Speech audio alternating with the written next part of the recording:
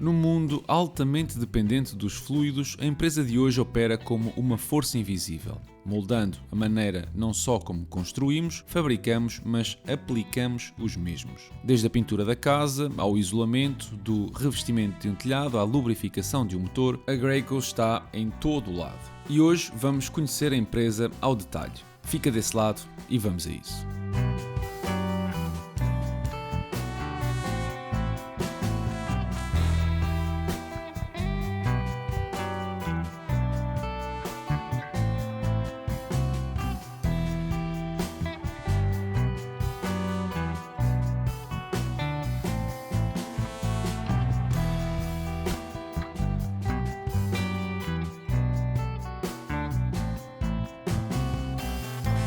Olá e sejam bem-vindos a mais um episódio do canal Dividendos. Ora, a Graco é uma empresa multinacional americana especialista em equipamentos para lidar com fluidos e revestimentos complexos. Estamos a falar de produtos como pulverizadores para pintar uma série de objetos, bombas e pulverizadores de espuma para isolamento, injetores, compostos, marcadores para estradas ou sistemas de lubrificação para veículos pesados ou ligeiros. E com tantas e tão diferentes soluções, a Graco divide o seu negócio em três segmentos: Contractor, Industrial e Process, todos com alcance global. E digo global porque tem mesmo sedes nos Estados Unidos, na Europa, no Brasil e na China, portanto, global é mesmo a palavra certa. E atenção que não se tratam só de escritórios. Apesar da maioria do fabrico ser feito nos Estados Unidos, a Graco tem fábricas na Roménia, em Itália, na Suíça e na China. E isto é importante porque a empresa vende os seus produtos através de intermediários ou distribuidores nas regiões próximas desses locais. A nível geográfico, podemos desde logo ver que existe uma alta dependência do continente americano, responsável por mais de metade da receita, e também podemos ver que, à exceção da zona Ásia-Pacífico, as restantes geografias aumentaram as suas receitas. Isto porque, segundo a empresa, no caso das Américas, tanto os volumes como o preço subiram, mas no caso da Europa e Médio Oriente, esse crescimento está relacionado apenas com a valorização da divisa, ou seja, zero crescimento orgânico. Bom, mas voltando então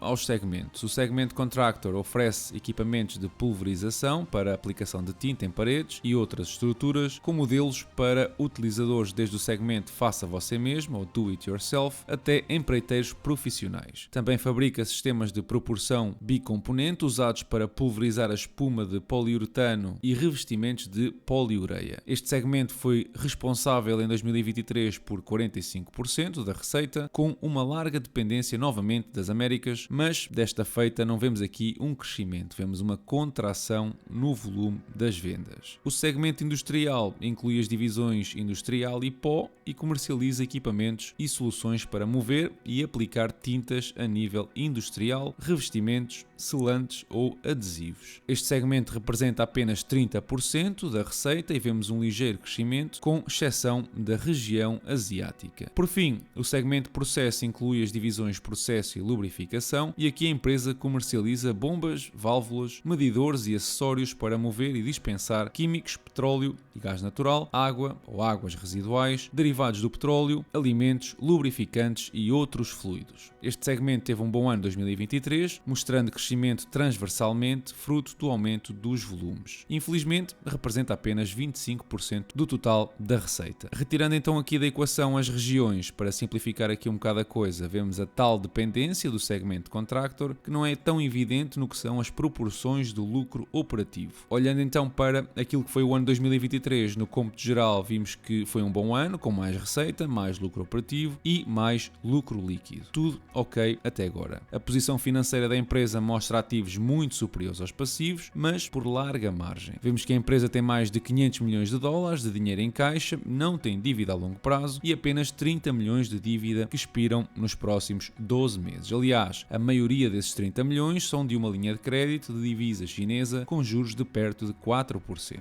Mesmo retirando ali o que são 500 milhões de ativos intangíveis e goodwill, mesmo assim os ativos superam os passivos da empresa em mais de 2 vezes, o que é uma posição verdadeiramente invejável. Assim que nos falta olhar para os fluxos de caixa, que é a declaração onde vemos realmente o dinheiro que tem entrado e como ou onde é que esse dinheiro tem sido usado. E o que vemos aqui são fluxos de caixa operativos de 650 $451 milhões, quase o dobro do ano passado. E se tu tens menos experiência nisto de analisar empresas, este valor devia pelo menos fazer subir uma sobrancelha. Como é que é possível que seja o dobro de um ano para o outro? Se reparares, existe, entre outras coisas, uma diferença gigante entre os gastos com inventário nos últimos 3 anos. Em 2021 e 2022, a empresa comprou mais de 95 milhões em inventário. Em 2023, a empresa desfez de 42 milhões nesse mesmo inventário. Ou seja, existe aqui uma diferença significativa que devemos estudar. Se olharmos para os registros detalhados dos inventários, vemos que de um ano para o outro existe uma diferença de 40 milhões, o que indica que houve uma ligeira redução nos inventários ou, se quisermos, uma normalização. Voltando aos fluxos de caixa, ora, com um capex de 185 milhões de dólares, a Graco fica com 450 milhões livres para gastar onde quiser, o que chamamos de fluxos de caixa livres. Com esse dinheiro, a empresa pagou dividendos, 160 milhões, pagou a dívida que tinha, de 75 milhões, e ainda recomprou ações no valor de 100 milhões de dólares. Parece-me uma gestão eficiente do capital e este é um bom exemplo de uma empresa com lucros interessantes, uma posição financeira invejável e fluxos de caixa muito saudáveis. Bom, mas como sabem, avaliar uma empresa é mais do que olhar para o seu estado atual, temos de compreender o seu passado para projetar depois o seu futuro. Vamos olhar primeiro para os últimos 10 anos para perceber se esta excelência se mantém. A receita mostra um crescimento anual de 6%, com uma margem bruta mais ou menos constante. O EBITDA cresceu mais rapidamente, a quase 8% ao ano, bem como a margem que passou de 28% a 32%, demonstrando aqui uma eficiência operativa, o que não é novidade. Já os lucros da empresa cresceram a mais de 8%, bem como a margem que, surpreendentemente, supera os 20%. O número de ações foi caindo a menos de 1% ao ano, o que não aquece nem arrefece. Notem ainda como o dividendo desta empresa é altamente seguro, com payouts normalmente inferiores a 40% dos fluxos de caixa livres. Outro ponto positivo é confirmar que a empresa passou de uma alavancagem de 1,7 vezes para zero dívida em 10 anos. E reparem como também as métricas de performance deram um salto qualitativo. ROIC superior a 30%, altamente eficiente com um ROA de 18%. É quase um sonho de empresa. Olhando para os fluxos de caixa operativos, reparem como os crescimentos seriam de 10% ao ano, mas se normalizarmos ali o valor para os 500 milhões de dólares, caso não existisse aquele escoamento do inventário, estaríamos a olhar para um crescimento anual de apenas, entre aspas, 8%. Preocupa-me ali o crescimento do CAPEX, sobretudo nestes últimos anos, que agora representa quase 10% da receita. Passar de 3% para 10% é muita fruta, a empresa defende-se dizendo que parte deste investimento é para aumentar a capacidade de produção e resta ver se nos primeiros trimestres deste ano esse valor normaliza ali perto dos 6% a 7%. Já os fluxos de caixa livres com a normalização que mencionei antes cresceram a 4% ou 5% por ação em vez dos 8% que estamos ali a ver assinalados. Analisando o passado, está na altura de projetar o futuro e aqui entra a informação que vimos inicialmente sobre os segmentos que mais contribuem para o negócio desta empresa. O segmento Constructor representa 45% da receita e está relacionado com ferramentas para a aplicação de tintas e isolamento. Está, obviamente, dependente do setor da construção, mas também da renovação ou reabilitação de edifícios ou moradias. Olhando, por exemplo, para o crescimento no mercado imobiliário dos Estados Unidos até 2030, vemos projeções anuais a rondar os 5%.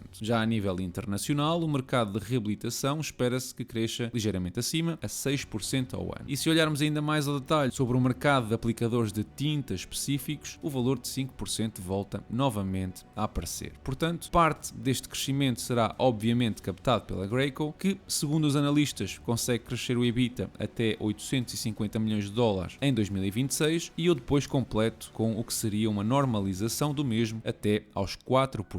Isto resulta num crescimento anual até 2033 entre os 3,5% a 5%, o que, assumindo uma série de coisas como a alavancagem se mantém inexistente, o número de ações se mantém constante e que o mercado estará disposto a pagar altos múltiplos por uma empresa desta qualidade, então o retorno anual seria de apenas 3% ou 4% se adicionarmos o dividendo, o que não torna muito atrativo uma compra neste momento. Olhando para a projeção dos fluxos de caixa dos acionistas, é preciso salientar aqui também um par de coisas. A primeira é que eu parto dos fluxos de caixa livres normais e faço porque em 2023 existe ali uma ligeira discrepância no valor por ação pela liquidação da dívida, o que no futuro eu espero que não volte a ocorrer. A empresa está agora livre da dívida e pode alocar o capital de forma mais eficiente e, como vimos, com a normalização do fluxo de caixa livre na parte histórica, eu vou usar valores ligeiramente acima da média histórica, ou seja, de 6%, pelo que para uma valorização anual de 8%, o valor intrínseco desta ação seria $63, bem abaixo do valor atual. Aliás, se olharmos para o múltiplo preço-benefício, ou seja, quanto é que o mercado está disposto a pagar pelos lucros desta empresa, vemos que historicamente o valor é de 25 vezes e atualmente o mercado está a pagar perto de 30.